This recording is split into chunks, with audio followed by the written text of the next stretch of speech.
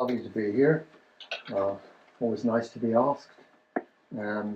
So I've got quite a lot to say. Try not to either go too fast or to run out of time. Basically, what I'm going to do is I'm going to start with Tolkien's idea of readerly applicability, which I'm going to extend to a kind of literary criticism as a sort of defense for kind of old-fashioned literary criticism. Of which my paper, I think, is an example. Not necessarily a good one, but an example nonetheless. Then I'm going to outline what I see as the four principal themes or motifs in The Lord of the Rings, which I consider his most successful story in both literary and popular terms. And the themes are, just so you can sort of tuck them away in your memory, death, power, wonder, culminating in love, and fate or grace, depending on how you look at it. So death, power, wonder, and fate or grace. And then I'll turn briefly to the virtues, the ethical virtues, which I think the story presents as desirable in the face of those four concerns, which are, after all very basic human concerns, before finally returning to the question of Tolkien's readership. So as is well known to Tolkien scholars, he robustly defends applicability, what he calls applicability, which, quote, resides in the freedom of the reader, that is, the right of readers to find a story meaningful in terms of their own lives and experiences, even when that story is ostensibly about something quite different. He contrasts this freedom with what he calls allegory, in which, as is well known, the meanings of the story as a whole or items within it correspond to a relatively narrow set of historical or contemporary items, perhaps even a singular set of items. And he links that mode, allegory, to what he calls the proposed domination of the author. In other words, the determination of the author to impose a particular set of meanings on the reader. Applicability essentially coincides with another scholarly value for Tolkien, which he describes as remaining after all that the excavation and explanation of elements in the narrative can do. Namely, quote, a point too often forgotten, says Tolkien, that is, the effect produced now on readers by these old things in the stories as they are. This effect resonates with Tolkien's avowal in a letter that, quote, to my mind, it is a particular use in a particular situation of any motive that is the most interesting thing to consider, end quote. I think there's an interesting ambiguity here vis-a-vis motif, as it could be motive or motif. I think it could be either, or perhaps both. Also, the use of an item, that's a bit ambiguous as well, because it could apply equally to the author, how the author uses a motif, or the reader, how the reader apprehends or understands the motif. But that's fine, because the meaning of a literary artifact results from a confluence of meanings put into it, so to speak, by the author and found in it by the reader. Neither is random and both are necessary. Tolkien contrasts this concern with the uses of a story and its effects now on a contemporary audience with a scholarly focus on influences, which, applied to himself, he distinctly disfavors, grumbling that, quote, the search for sources of The Lord of the Rings is going to occupy academics for a generation or two. Many more than that, I think. I wish this need not be so, end quote. Now, I'm not going to attack the scholarly excavation of sources of all kinds. It has produced far too much rich work for that. Nonetheless, I shall suggest that the kind of understanding which Tolkien himself favors, we could call it perhaps phenomenology, or philosophical anthropology, or simply literary criticism, has been comparatively neglected in Tolkien studies. Perhaps one reason why it has been neglected is that we cannot analyze uses or effects while wholly standing outside of them, because one's understanding of them is itself a use and an effect. And if the scholar tries to take into account their own understandings as well, that would require another meta-analysis, and so on in an infinite regress. In other words, personal judgment cannot be evaded. In an age which prizes methodology, or what the philosopher Mary initially called methodolatry, so-called objectivity, and data which would ideally, per impossibile, interpret itself, this sort of thing is positioned as a problem to be avoided rather than what it is. Not merely unavoidable, but the royal road to understanding. Now, there is a kind of literary criticism, albeit a minority view in the contemporary academy, which resonates with Tolkien's advocacy. It was put at its simplest by D.H. Lawrence, which I think is rather delightful, and endorsed by no less a critic than W.H. Auden. Quote, says Lawrence, literary criticism can be no more than a reasoned account of the feeling produced upon a critic by the book he is criticizing, end quote. Now, no more than is unacceptably restrictive, of course, but the central point remains that all criticism, like all reading, of which it is a subset, begins and ends in meanings which are integral to and ultimately inseparable from personal experience. At this point, I shall venture a broadly empirical point and observe that Tolkien's readers have indeed found the Lord of the Rings meaningful, an awful lot of them, and often very intensely so. Of course, sales figures do not translate directly into meaningfulness, nor, however, are they completely irrelevant. And the same applies to polls of readers which literary professionals have now given up mounting, knowing in advance, as they do, what the result will be. Tolkien will come first. In this connection, we need to remind ourselves, I think, how very unlikely the success of The Lord of the Rings actually is. Not only is it not a novel in any recognizable sense, but it runs to more than 1,000 pages, which contain not a single serial killer, detective, anguished middle-class metropolitan of either gender, or any sex at all as such. So I conjecture that something is definitely going on here, which would be good to understand. I'm talking about sales figures of in excess of 200 million copies. Something's going on, which indeed is arguably our intellectual duty to understand. As a final preliminary to discussing the themes in The Lord of the Rings, part of my argument, to skip ahead for a moment, is going to be that readers are responding to big themes in The Lord of the Rings that are also big themes in their lives, because, I mean, who is not affected by death, power, wonder, or arguably fate? And that is one of the reasons for his vast readership. Bearing in mind, these are not didactic themes. These are themes in a story. Okay, I'll come back to that. As a final preliminary, I need to address the possible charge of reductionism myself, that is, of reducing the story to its themes. But such a charge would be misplaced in this case because, as per Tolkien's own commitment to the primacy of story, including this particular story, I understand and treat its ideas, so to speak, as predicated on and inhering in the story and its elements, and dependent, or a philosopher might say supervenient, on the story and those elements, not the other way around. In short, in no way is the story merely a vehicle for the idea. But that approach does not entail that there are no discursive or theoretical ideas or themes, even though they are quite properly only implicit in the story and part of it. Nor does that primacy mean that such ideas cannot be stated as, very broadly speaking, propositions. Tolkien says as much himself when discussing his own work. For example, quote, "The elves are there in my tales to demonstrate the difference between magic and enchantment." Or, quote, "My elves are only a representation of a part of human nature," end quote. And finally, quote, "The hobbits are, of course, really meant to be a branch of the specifically human race."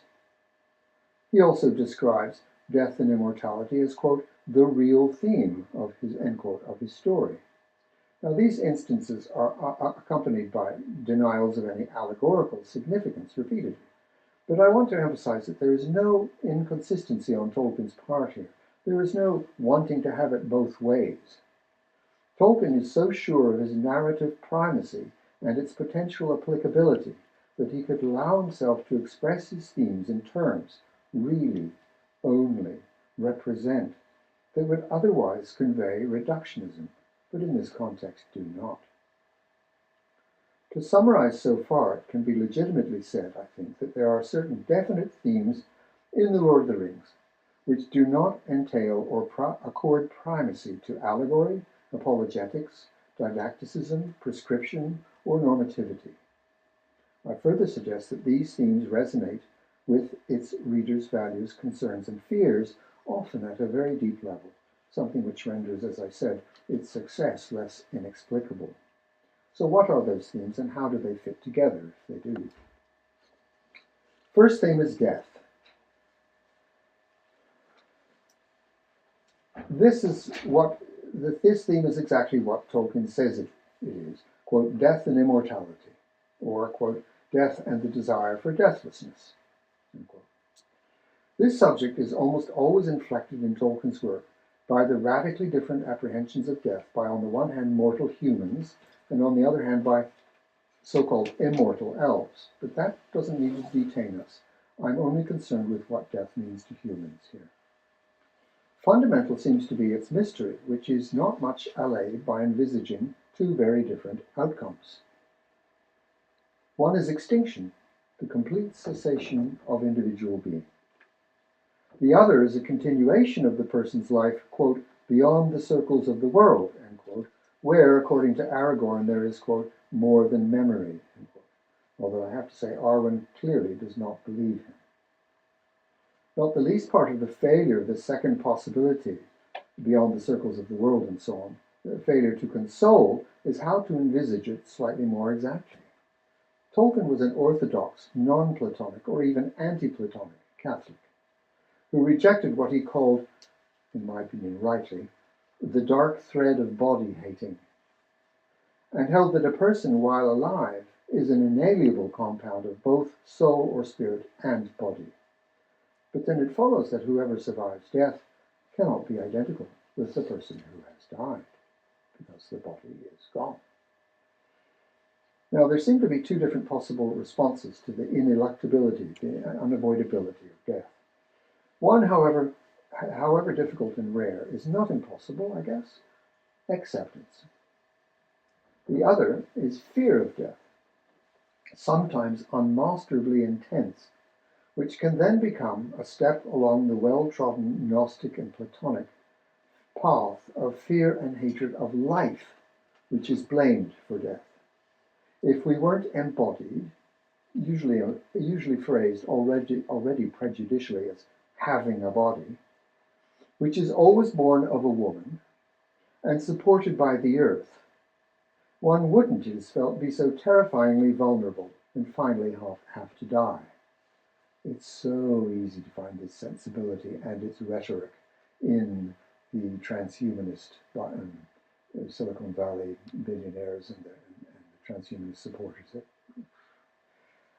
Hence the body hatred, anti-feminist misogyny, and ecocidalism of Gnosticism, Platonism, and to some significant degree the Christianity they influenced, notably occasionally in Saints Paul and Augustine, as well as in their contemporary secular spawn, most obviously tech billionaire-funded transhumanism, but also to a regrettable extent in some of the ideology of transgender activism on mastering your body, making it do what you want, etc., etc. Here then is a link to Tolkien's second theme, which I now move on to, power. Power over, the will to power, presents itself as the solution to being biologically alive and therefore having to die, because with enough power, it promises, we can control not only life but death. We won't need to die once we've uploaded our soul to the cloud and replaced our body parts with machine parts, and so on. You get the idea. This biophobia drives the desire for complete mastery, or what Tolkien calls power in this world and a lust for domination. Hence the symbolic significance, for example, of the fact that what Tolkien calls the chief bait of Sauron, which he used to capture the ringwraith, his main servants, the ringwraiths, was the promise of magic technology in the form of rings that would guarantee immortality. What, of course, they did guarantee was something quite different, serial longevity. Not the same thing, Tolkien points out.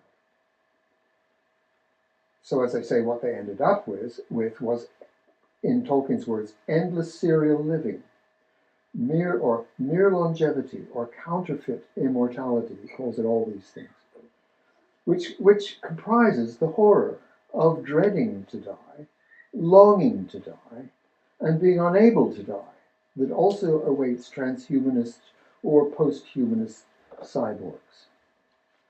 In other words, to the extent they succeed, they will become like ringwraiths, or Gollum, as the case may be. This is applicability with a vengeance. There are two variants of power in The Lord of the Rings. The first is Sauronic, the ultimate exemplar of which, of course, is Sauron himself, together with the One Ring of Power, which he made, plus Mordor, the locus of pathological modernity, and the practice of magic, as defined by Tolkien, of which Sauron is the supreme master in Middle-earth, something which even Gandalf acknowledges. So Sauron is the master of, is the, quote, the lord of magic and machines, without, end quote, without any contradiction between the two. And of course, Sauron's desire for power is insatiable. He is, in fact, the ultimate control freak. And what he has made of Mordor shows exactly what total control would be like. Mordor is the only modern state in Middle-earth. It has an aggressively imperialistic foreign policy, a massive military-industrial complex, a slave-based economy, advanced technoscience, and authoritarian governance involving intense surveillance.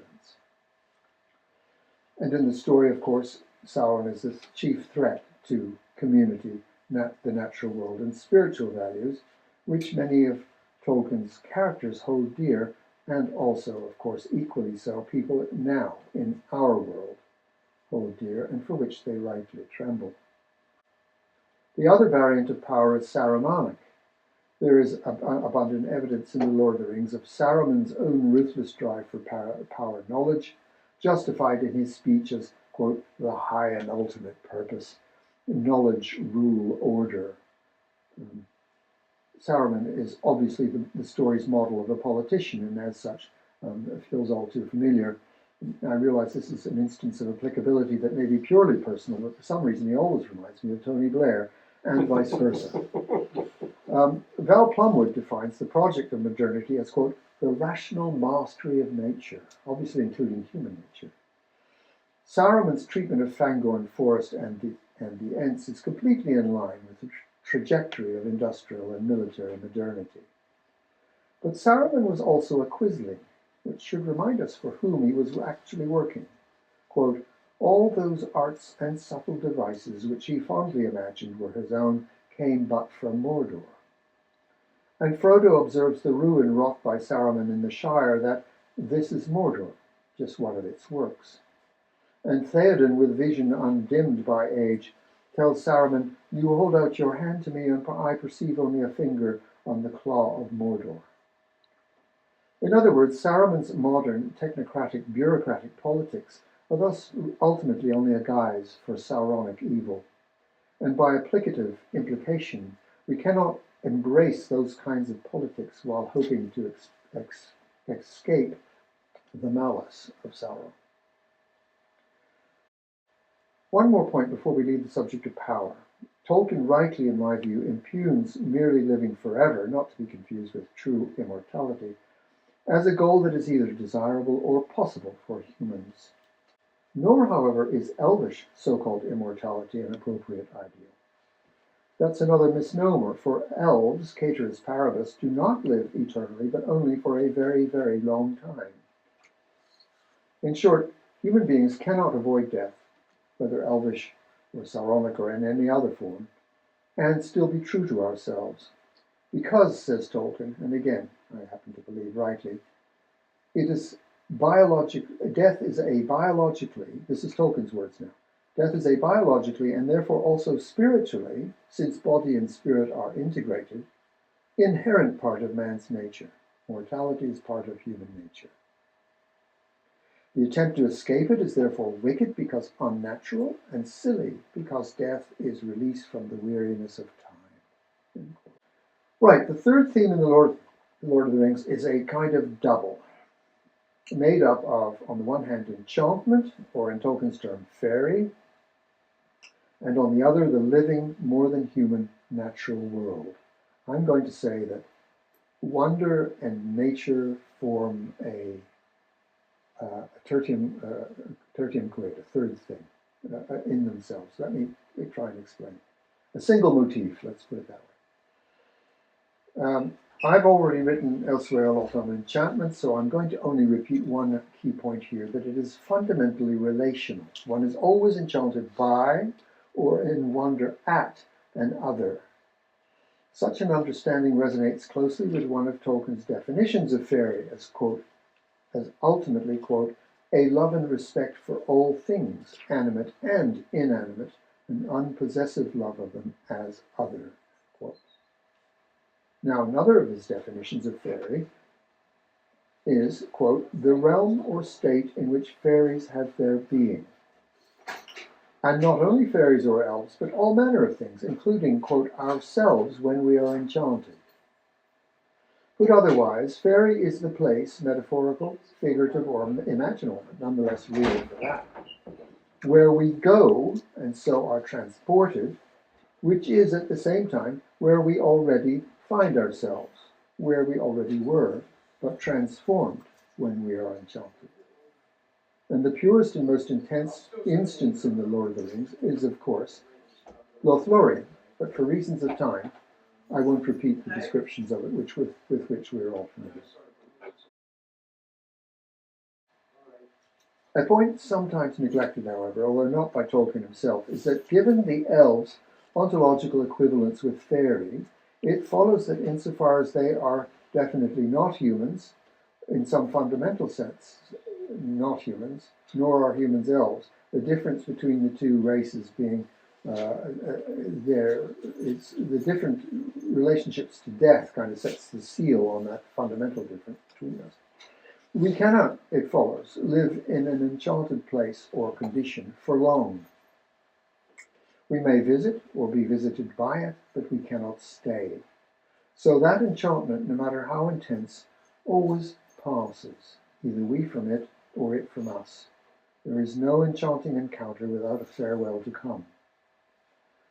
Thence, the underlying emotional tone in The Lord of the Rings of regret, sorrow, and what I have called preemptive nostalgia. In other words, even while you're in a state of enchantment, some part of you is aware of it already starting to pass. The haiku by Basho, it says, even in Kyoto, hearing the cuckoo cry, I long for Kyoto. That kind of quality.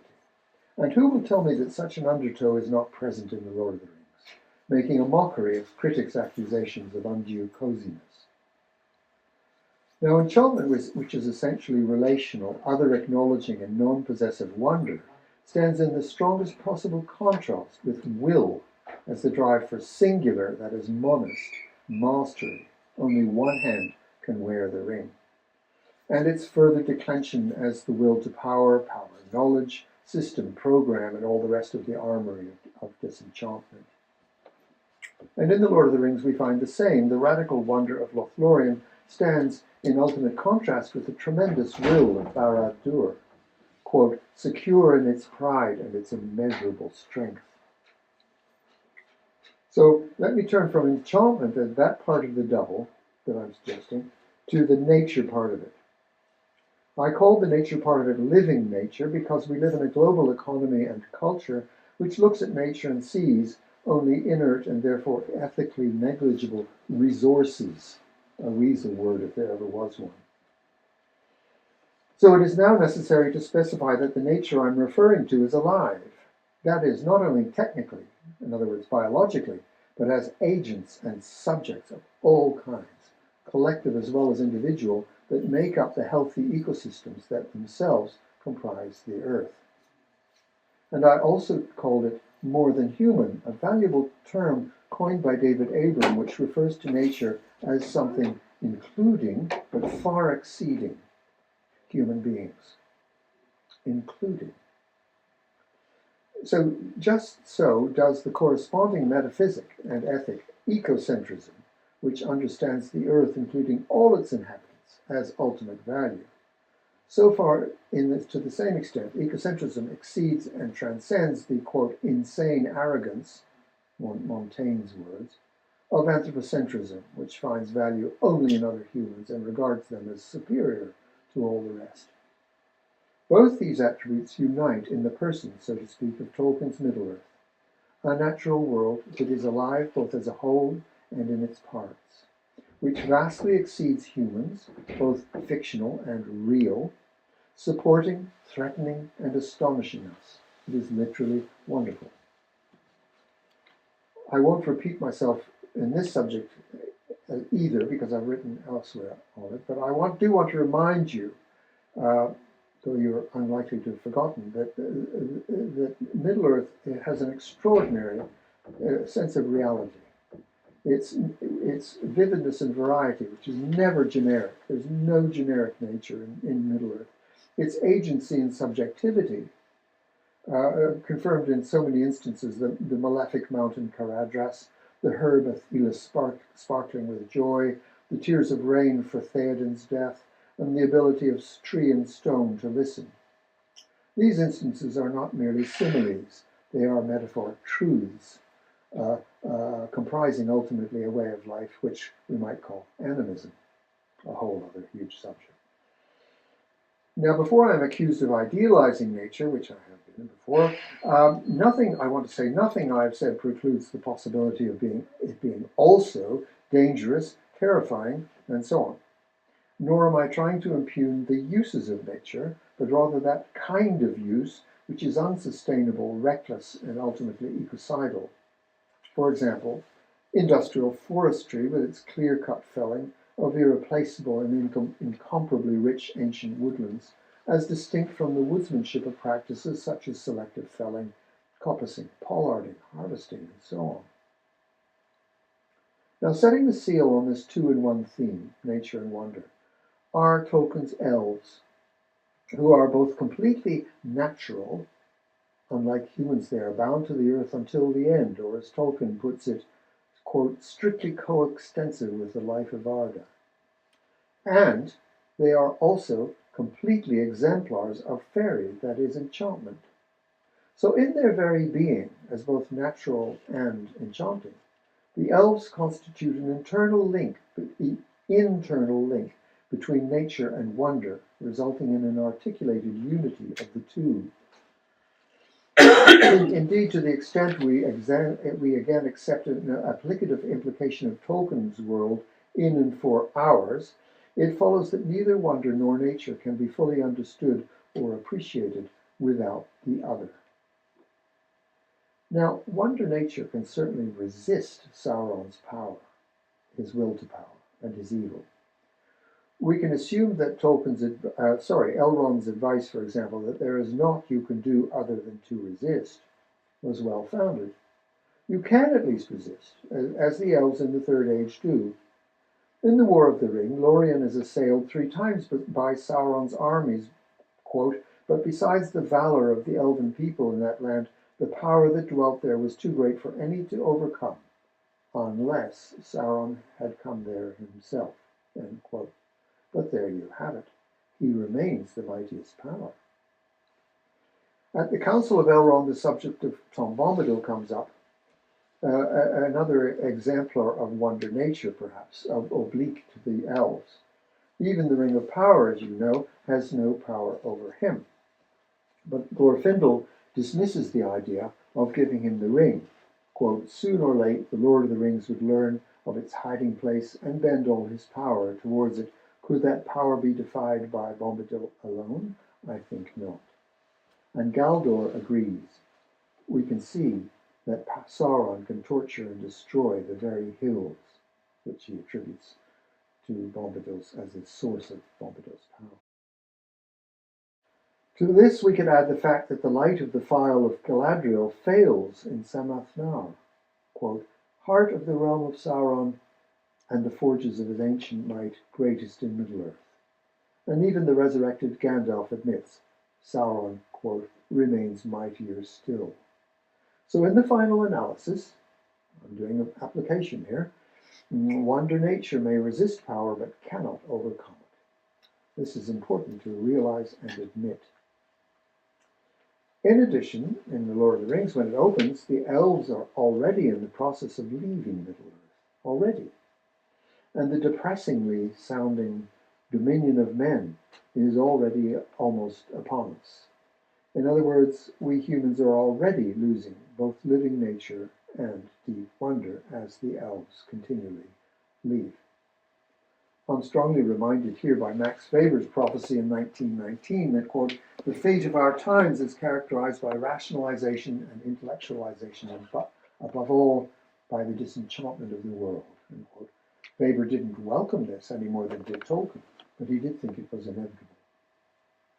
So even if the quest to destroy the ring succeeds, which is the best possible outcome, right? Elrond surmises that, quote, when the one has gone, the three will fail, and many fair things will fade and forgotten. And there's a whole genealogy of the rings here, which explains why the three rings are linked, just perhaps counterintuitively, to the one ring, but they are. I haven't got time to go into that. And Theoden asks Gandalf rhetorically, quote, however the fortune of war shall go, win or lose, may it not so end that much that was fair and wonderful may pass forever out of Middle-earth, end quote. As I say, it's a rhetorical question. The answer is obviously yes. And here there are unmistakable resonances with enchantment itself, as I mentioned before, always ending. Wide-eyed childhood turning into disenchanted adulthood, wild nature everywhere displaced by so-called development, another weasel word to go alongside resources, and not least passing over the sea with the elves. It is thus not surprising that Elrond counsels us not to depend on hope for a good outcome, let alone salvation, but rather to find the courage to simply resist. Fourth theme, fate or grace. Something of a wild card, matches death in its complete unbiddability. We cannot even begin to create, control, or manage fate or grace. I'm calling it the two because they overlap a great deal, though each with a somewhat different inflection. Grace is normally understood in a Christian context as a spontaneous gift of God, whether deserved by the recipient or not. Fate is a somewhat older, perhaps much older, and darker idea. Verlin Flieger usefully reminds us of the etymological and I think probably substantive connection between fate and fairy, and therefore between the themes of fate and the theme of enchantment. And I want to add an important insight by Alby Stone, writing of weird, the Anglo-Saxon word for fate, in pagan Northern Europe, quote, fate was perceived as a steady, ongoing process only fully completed at the end of a lifetime. The end of a lifetime. It's not what starts the ball rolling in any direct interventionist sort of way. In other words, actual outcomes in a life and of a life are a function, so to speak, sorry about the language, not of an inexorable decree, but of a choice, although the range of choices is itself determined by fate, perhaps as a result of earlier choices, and so on. Fate, choice, etc. This was, I think, Tolkien's understanding too, as expressed by Galadriel after Sam and Frodo have looked in her mirror, in other words, scrying pool, for purposes of divination. And after she has declined the ring, she says, now we have chosen, and the tides of fate are flowing. Isn't that interesting? Note the priority. Not fate has spoken and therefore we've chosen accordingly. No. We have made our choices and the tides of fate are now flowing in accord with the choices we have just made, even if they were not completely unconstrained. To quote an unlikely source, quote, "Men make their own history, but they do not make it as they please, but under circumstances existing already, given." Anybody want to guess that? Karl Marx, 18th Brumaire. In either case, whether you prefer fate or grace, both are inherently beyond human control. Do I need to add? Probably do, that just insofar as grace or fate is unbiddable, it cannot ever be counted upon to intervene. The hard fact is, it may not. This is not to say that grace or fate cannot intervene in the form of an offer that clearly commends itself, or at the very least is very difficult to refuse. There are at least 3 instances in The Lord of the Rings. One is when Gandalf is talking about his unplanned meeting with Thorin Oakenshield, which resulted in the events recounted in The Hobbit, which we could certainly call with justice fateful, because they include Bilbo coming into possession of the One Ring as a result of that meeting. As Gandalf wryly comments, a chance meeting, as we say in Middle-earth. Tolkien's characters almost never allow themselves to be ironic, any more than he does, but that's one little exception.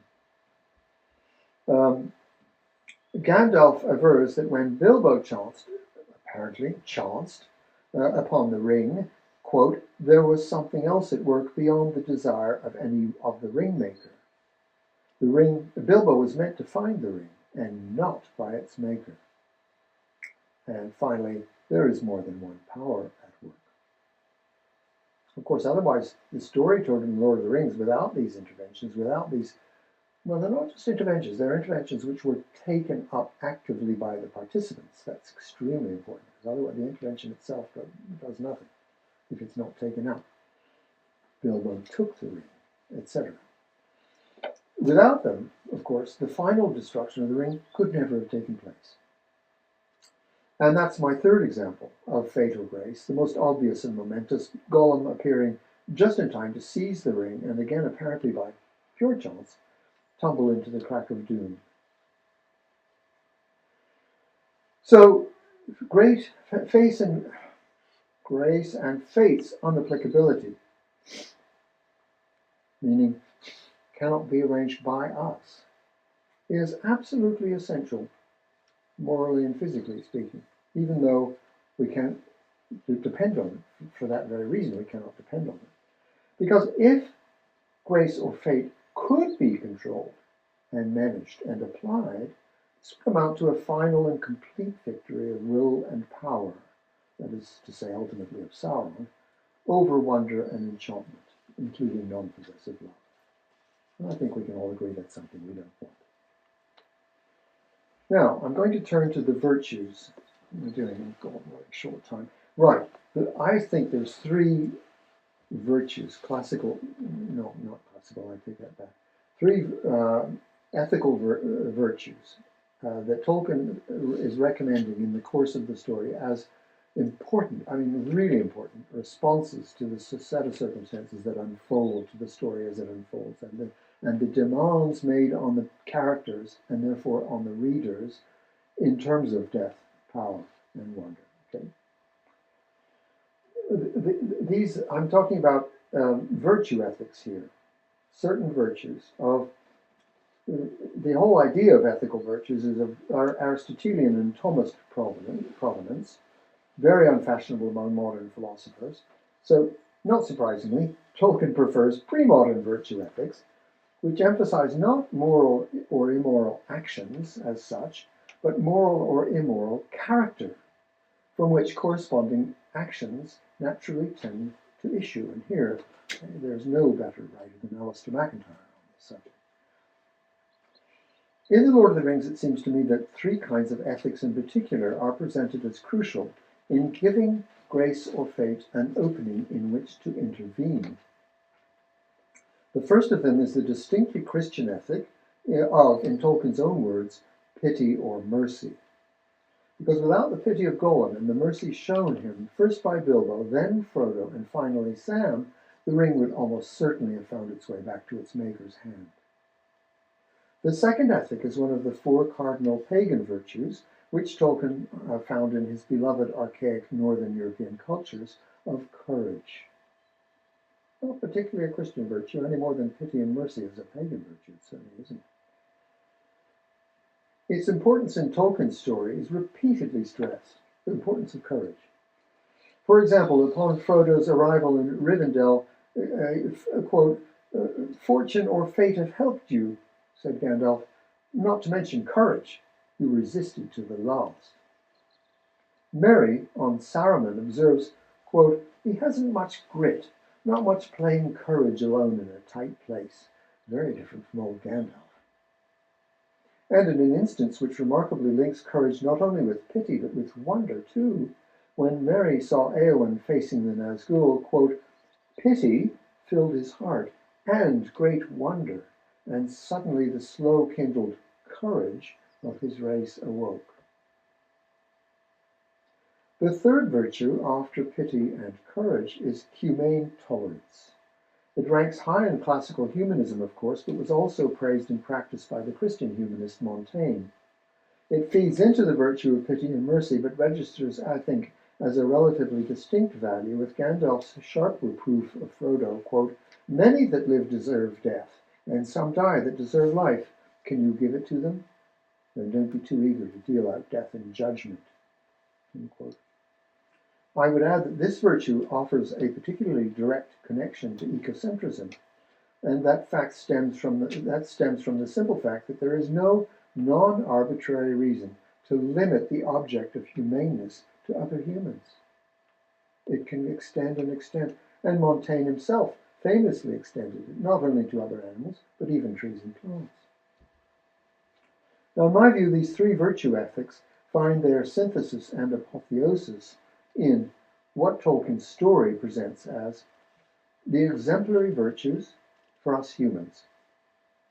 And these are not, finally, the high, puissant beauty and wisdom of the elves. Not even truth, goodness, and beauty, trailing clouds of glory. They are hobbitic virtues. To be sure, hobbitic virtues are at their best when ennobled by contact with the elves. Bilbo, Frodo, and Sam are elf friends, after all, but they are also quite distinct. Family, and therefore genealogy, is tremendously important, as is conviviality. Only rarely in The Lord of the Rings are any hobbits alone for long. So too are food and drink, of course. Practical crafts are prized. Nature is loved and used at need, but not severely exploited. Song is enjoyed. Gardeners are held in high honor. And the dominant life philosophy is conservative, not reactionary, but keen to conserve. That poor word, what's happened to its meaning? It's awful.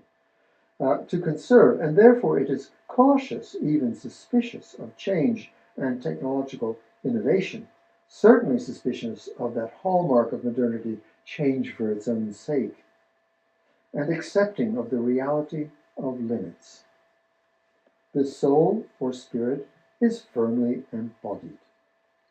Finally, hobbitic virtues stretch in extremis to courage in a tight spot, a fierce love of what is small and apparently insignificant, and a bittersweet appreciation of the enchantments of embodied life while we are alive. And this, I believe, is all that Tolkien can ultimately offer as a bulwark against the howling void, together with the admirably modest affirmation as a Christian of, quote, hope without guarantees. My conclusion, which I've now suddenly come to, is brief. I only want to try and close the circle by suggesting that part of the reason, at least, for Tolkien's extraordinary popular success, taking into account both the astronomical sales figures and the unlikeliness of the tale itself, is that readers can sense the presence of the vital, sometimes life and death, themes I've identified. And thanks to how narrative, metaphor, and applicability work, they connect those motifs with equivalents in their own lives. For who is unaffected by death, power, wonder, or fortune? So readers thereby emerge from the engagement with The Lord of the Rings renewed, perhaps even in some cases inspired. I think it's quite a common practice among maybe not most of his readers, but many of them, to read The Lord of the Rings, well, once a year, or once every 2 years, or once every few years. Why? Not because they don't know what's going to happen next. It's because it's a ritual, a renewal. And why not? But they also emerge, I think, chastened. Because Tolkien understood that enchantment, no matter how intense, always passes. We are not elves, being in fact much closer to mortal hobbits, so we cannot live in fairy forever. And this truth resonates with Theoden's sober premonition, as I've already quoted, that however the fortune of war shall go, much that was fair and wonderful may pass out of Middle-earth forever. End quote. In fact, I believe that in Tolkien's vision, quote, a sadness that is blessed and without bitterness. That's quite a big thing. End quote. Sorry. Sadness that is yet blessed and without bitterness, end quote, is the best possible outcome of a life, the only triumph on offer. In short, I think The Lord of the Rings is not only a great book, and a very serious book, but also, however odd it may sound, a deeply realistic